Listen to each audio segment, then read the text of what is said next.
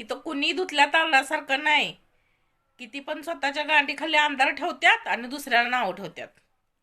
काही उपयोग नाही. आपण नवऱ्या बरोबर राहतात, नवऱ्याबरोबर नवराच पुरत नाही तुम्हाला.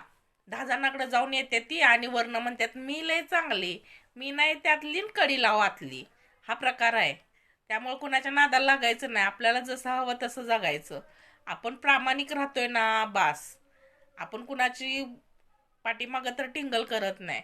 जे करल ते भरल, आपल्याला काय घेणं देणं आहे. बरोबर आहे की नाही? ह्या दोन्ही हातानं बोंबलल्या तरी चालते.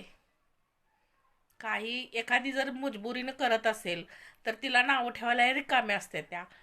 कारण कसं असते माहिती का, दिव्याखाली अंधार म्हणतात का नाही, तसं ह्यांच्या गांडीखाली अंधार असतो. हे आपलं लपवायसाठी दुसऱ्यांचं सगळ्यांचं कीर्तनं सांगत बसतात गावभर बोंब मारत.